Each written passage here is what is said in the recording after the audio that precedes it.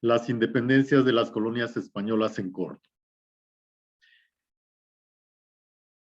En el siglo XV y XVI los españoles llegan a América y emprenden el proceso de conquista. Primero en el Caribe, Mesoamérica y finalmente en Sudamérica. En el Caribe, los españoles encontraron sociedades agrícolas pacíficas y que fueron de muy fácil conquista. La ambición de explotar el oro, que no había en abundancia, y la mano de obra, pues llevó a que muy rápidamente los indígenas fueran exterminados y hubiera necesidad de traer esclavos negros para suplir una fuerza de trabajo que ya no existía. En el caso de Mesoamérica y de Perú-Bolivia, los españoles encontraron sociedades altamente jerarquizadas, agrícolas, pero también que comerciaban, que hacían la guerra y que pagaban tributos. Muchos grupos pagaban tributos a los aztecas. Ciudades mayas imponían tributos sobre otras villas y ciudades más pequeñas. Los incas imponían tributos sobre otros grupos. Y entonces lo que hacen los españoles es derrotar a los aztecas, derrotar a los incas, y de esta manera los indios subordinados van a pagar tributo ahora a los españoles. Los españoles entonces no están interesados en destruir completamente las estructuras prehispánicas, sino simplemente adaptarlas y sobreimponer sus propias instituciones. De esta manera, algunas instituciones van a sobrevivir a través del siglo XVI y probablemente hasta el XVII. Ejemplo, la mita o el coatequil, en el caso de la Nueva España, son instituciones de trabajo forzado preexistentes en la época prehispánica. A su vez, los españoles también van a introducir a esclavos africanos para suplementar la mano de obra indígena o sustituirla en algunos casos. El hecho es que en el siglo XVI la población indígena va a bajar drásticamente debido al proceso de conquista, debido a la explotación colonial y debido a las enfermedades, especialmente la viruela. Entonces, este trabajo africano va a suplir. El proceso de conquista de norte de México, Aridoamérica, de gran parte de Argentina, Chile, es diferente. Ahí los españoles van a encontrar sociedades nómadas, seminómadas, pequeños grupos, baja densidad de población, que conforme los españoles llegan y se asientan, van desplazando, van haciendo más lejos estas sociedades. Estos grupos nómadas, seminómadas, no se adaptan al trabajo, no se les puede obligar a sembrar, no se les puede obligar a pagar tributo, y entonces la opción va a ser exterminarlos. Esto va a suceder sobre todo ya después de las independencias en el siglo XIX, tanto en Estados Unidos, en México o en Chile y Argentina. Los gobiernos van a decidir que estas poblaciones indígenas son bárbaras, incapaces de adoptar una civilización, son hostiles y por lo tanto van a llevar una política de exterminio. Entonces, las colonias se van a constituir por una mayoría de población indígena, que sin embargo, en el siglo XVII, que llega a su punto más bajo, la población indígena se va a recuperar muy lentamente, mientras las poblaciones mestizas las poblaciones de estas mezclas étnicas van a ir creciendo, creciendo, creciendo, hasta constituir una buena parte de la población en el siglo XVIII. Los españoles, que siempre son minoría, y los africanos, especialmente en las zonas mineras, tanto en México como en Perú y Bolivia, en las zonas de plantaciones, especialmente en el Caribe, en algunas regiones de Venezuela, en lo que es Veracruz, Tabasco, Guerrero, Chiapas. Entonces, las colonias van a producir una riqueza a través de diversas actividades. Las plantaciones, especialmente las plantaciones de productos que se van a exportar a Europa, entre los que se incluyen el azúcar, bueno, la caña de azúcar procesada después al azúcar, el tabaco, un poco el algodón, la grana cochinilla, y que en muchos casos pues tienen esta mano de obra africana. La minería, donde convergen indígenas, africanos, españoles, y alrededor de las zonas indígenas es donde se da el gran mestizaje. Principalmente tenemos el oro en Perú y la plata en la Nueva España. Los tributos que todos los grupos indígenas pagan y posteriormente las castas o estos grupos de interraciales pagaban tributos y eran administrados primero por los encomenderos, que son individuos privados, pero poco a poco la colonia va a ir, la corona española va a ir recuperando estos tributos y se van a pagar directamente a las autoridades virreinales. Las colonias americanas constituyeron una gran riqueza para España y a través del siglo XVI y XVII van a enviar hacia España una gran cantidad de riqueza que los marxistas llaman la acumulación original. Por un lado, o la desacumulación original. ¿Qué quiere decir esto?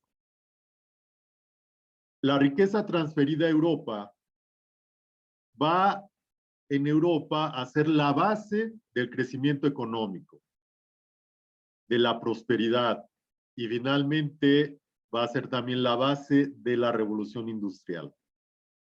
La riqueza extraída de las colonias va a empobrecerlas y va a determinar que aún después de sus independencias, estas colonias sufran grandes problemas y sean pobres, sean subdesarrollados.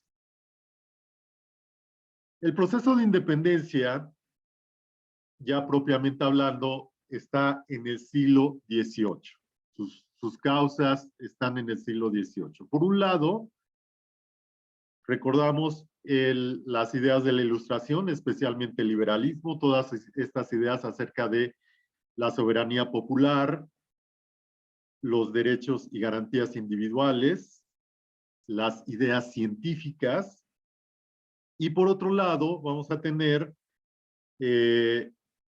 las reformas borbónicas.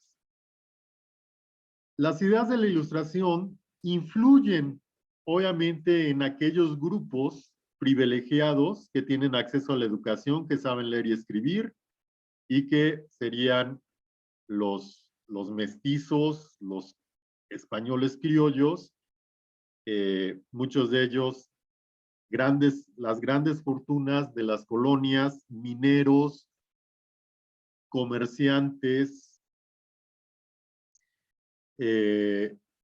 pero no obviamente en el resto de la sociedad. Los indígenas que no hablan español, que no tienen acceso a la educación, que no saben leer y escribir, los esclavos negros, igual las castas tampoco tienen acceso a la educación, no se ven influidos por estas ideas. Las reformas borbónicas, entonces en 1701 hubo un cambio de dinastía de los Habsburgo a los Borbón, la guerra de sucesión, y la nueva dinastía, que es la misma que gobierna Francia, influida por las ideas de la Ilustración, va a llevar a cabo un proceso de reformas, especialmente Carlos III, Carlos IV, a partir de 1760, 70, 80, van a ir modificando la forma de gobernar la administración colonial con el objetivo de ser más eficientes, pero también de extraer más riqueza de las colonias. Entonces, lo que quieren es una administración colonial eficiente, por ejemplo, el sistema de intendencias, que es más controlado, más centralizado que lo que existía, el sistema de corregidores, de alcaldes mayores. En segundo lugar, promover el crecimiento económico, porque entre más riqueza se produzca, más puede obtener España, transfiriendo estas riquezas de las colonias hacia la metrópoli. Esto se hace pues en diferentes modos, por las cargas tributarias, los impuestos, el comercio, es decir, todas estas exportaciones de productos como la grana cochinilla, el algodón, el azúcar, que son grandes negocios para los comerciantes españoles que tienen el monopolio de este comercio, pero también al revés, los productos que España produce deben ser adquiridos, deben ser comprados en las colonias sin competencia. Entonces, en las colonias se prohíbe sembrar uva para poder vender los vinos españoles, sembrar olivas para poder vender el aceite de oliva español, producir telas, especialmente telas finas, para que los españoles, aunque no producen las sedas, sí las comercian del oriente, de China, de las colonias del lejano oriente, y llegan a las colonias por el Pacífico. Asimismo, se prohíben en general los obrajes, se ponen una serie de restricciones a las posibles actividades económicas nuevas o emprendedoras. Y el gobierno toma bajo su cargo ciertas actividades, los llamados monopolios reales, como la producción de pólvora, las barajas, el labrar puros y cigarros puros y cigarrillos y expenderlos. Son actividades que dan mucho dinero, pero que solo la corona puede llevar a cabo. Hay otras también, por ejemplo, la expulsión de la Compañía de Jesús y la consolidación de vales reales, que en términos simples es imponer a la Iglesia novohispana un préstamo forzoso para que España pueda pagar, el gobierno español pueda pagar las guerras que tiene en Europa. Y préstamo forzoso va a obligar a la Iglesia a cobrarle a los hacendados, y muchos propietarios van a quebrar al tener que devolver de manera apresurada los préstamos que la Iglesia daba. Entonces, las reformas borbónicas van a tener como consecuencia, sí, un crecimiento económico acelerado.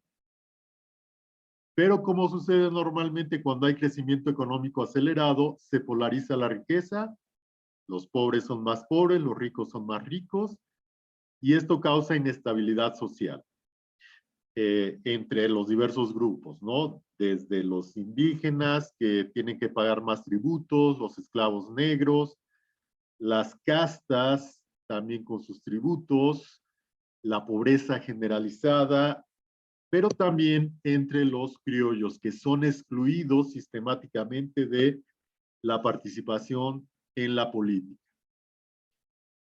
y que, siendo las clases más ricas, se ven de pronto con restricciones económicas con prohibición de actividades económicas, con mayores impuestos, etc.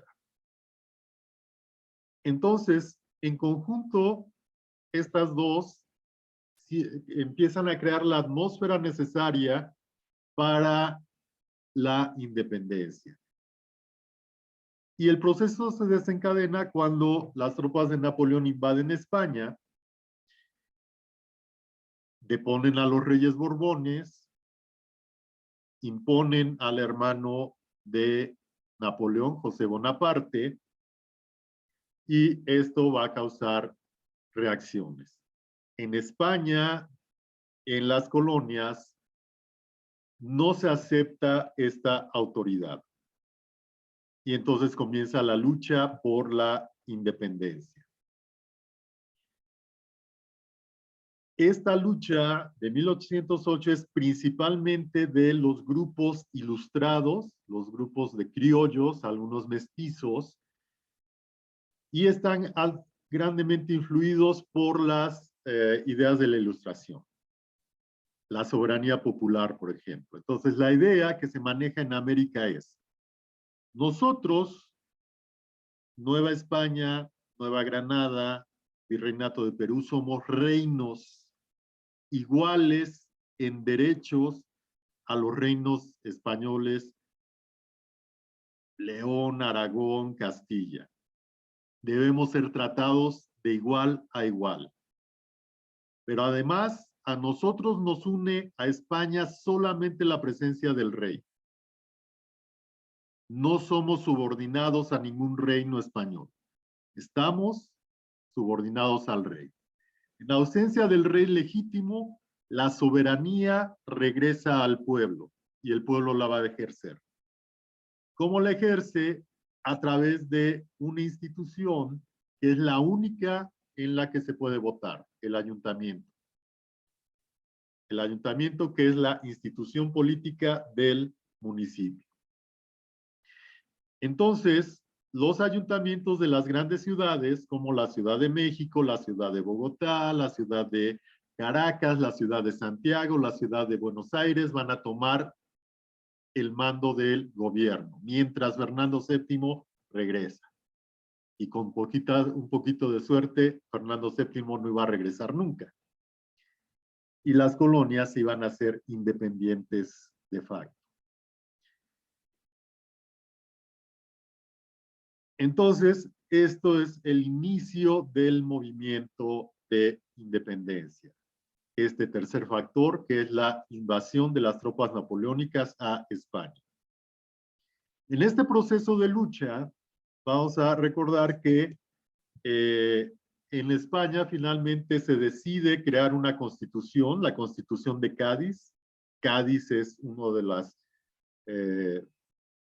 territorios que mantienen la libertad frente a las tropas francesas. Y entonces, representantes de España y de las colonias llegan y crean una constitución de corte liberal, la Constitución de Cádiz de 1812. Sin embargo, pues no se puede aplicar. Cuando Napoleón es derrotado finalmente, en 1814, regresa Fernando VII, pero Fernando VII, lejos de aceptar la Constitución liberal, va a volver a gobernar de una manera absolutista. Va a rechazar todas las posibles reformas y va a mantener una política de absolutismo. Entonces, las luchas continúan en América. Ahora, las luchas que inician como un movimiento criollo, muy rápidamente se van a ver mezclados con otros movimientos. Movimientos de indígenas, de esclavos negros, de castas, movimientos campesinos, etc. Y entonces la lucha se hace todavía más compleja, porque estos grupos en algún momento pueden tener un objetivo común, la independencia, pero en el fondo son radicalmente diferentes. Y entonces estas diferencias van a marcar grandemente el movimiento de independencia.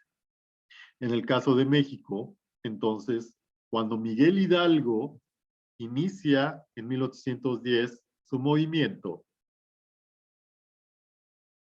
tiene el apoyo precisamente de estos criollos ilustrados que han estado conspirando desde 1808, que están influidos por la Ilustración, pero él llama a la gente común y corriente.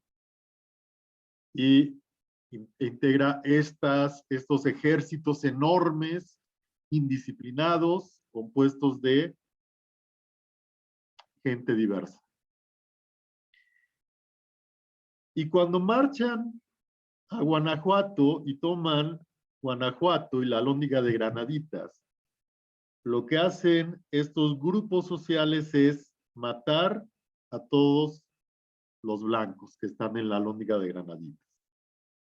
Porque el enemigo, finalmente, del esclavo negro, del indígena, de las castas, no es el español que está en España, es el criollo español, el minero, el hacendado, que los explota. Y allí se separan los movimientos. Muchos criollos que habían apoyado el movimiento en 1808 y esperaban la continuación de este movimiento se van a retirar. Otros van a continuar como Allende, pero constantemente teniendo conflictos con Hidalgo primero y con José María Morelos después. Las disputas entre Morelos y el Congreso de Apatzingán demuestran esto, ¿no? Morelos, un afrodescendiente, interesado en reivindicaciones sociales y económicas, y el Congreso que representa más bien las ideas liberales, a los grupos criollos, que no quieren una revolución social, solo quieren una revolución liberal, una revolución limitada, que establezca garantías, que elimine privilegios, pero no una igualdad social. Y entonces, así las independencias, las guerras de independencia se van a ir peleando. En 1820, en España hay una revolución que obliga a Fernando VII a jurar la Constitución de Cádiz. Y en el caso de México, nuevamente, la Iglesia Católica, los ricos comerciantes españoles, el ejército, ven que si la Constitución se aplica van a perder privilegios, y eso no lo quieren. Entonces, escogen a Agustín de Iturbide, el más cruel de los generales realistas, para que consuma la independencia. Y de esta manera evitar que la Constitución de Cádiz se aplique en la Nueva España. Entonces, Agustín de Iturbide, siendo un hombre inteligente, sabe que combatir las guerrillas le llevaría años, y lo que hace es negociar, conceder algunas cosas como la eliminación de tributos, la eliminación de las castas. Esto se expresa en el Plan de Iguala, pero a su vez conservar el control del movimiento. Y cuando finalmente se logra la independencia, el acta de independencia se firma, se crea un imperio y una junta de notables va a gobernar el nuevo país. Una junta de ricos, abolengo. Las clases sociales que tenían el control en la época colonial, por lo menos el control económico, sino el político, van a ser las que gobiernen. Pero, entonces, al terminar la independencia, viene una lucha entre los grupos de ideología liberal y los conservadores. Y esa lucha se va a prolongar hasta 1880. en que finalmente ganan los liberales. Lo mismo pasa en Centroamérica y Sudamérica. Una vez que las colonias se independizan, viene una lucha encarnizada, guerras civiles, confrontamientos entre liberales y conservadores, hasta que hacia finales del siglo XIX los liberales ganan y se impone una estabilidad a base de lo que llamamos gobiernos oligárquicos. Es decir, en la forma son repúblicas, en la forma son democráticos, existe el voto, etcétera, pero en la práctica son dictaduras, como la de Porfirio Díaz. Entonces, este es el proceso en términos generales de la independencia de las colonias. En el caso de Sudamérica, entonces, la independencia viene, digamos, por parte de Venezuela, Colombia, y la otra por parte de Río de la Plata. En el caso de Perú, la independencia viene desde afuera. En Perú, pues, gobernaba estas clases privilegiadas, similar a lo que sucede en México con Agustín de Iturbide, y entonces la independencia se impone desde afuera, desde los movimientos de Simón Bolívar, San Martín, Sucre, y finalmente hacia 1825 todos estos países son independientes. Y una vez independientes, pues tienen que buscar una identidad política, un modelo económico, una identidad nacional. Algo que va a suceder y que tiene también que ver con esta desacumulación original es que los países de América Latina que tenían prohibido el comercio libre, que tenían prohibidas las manufacturas, los obrajes, que tenían prohibidos muchas actividades económicas, entonces surgen a la independencia después de 10 años de guerra civil, con una economía exhausta y sin una tradición de producción industrial o manufacturera, comercio, etc. A diferencia de Estados Unidos. Estados Unidos, antes de la independencia, desarrolla muchas actividades de comercio, de industrias, bueno, industrias en el sentido anterior a la revolución industrial, manufacturas. Y cuando Jorge III se da cuenta de la riqueza de actividades que hay en Norteamérica, entonces quiere imponer, sacar riqueza, crear impuestos que los americanos tienen que pagar. Y en ese momento los americanos deciden independizarse.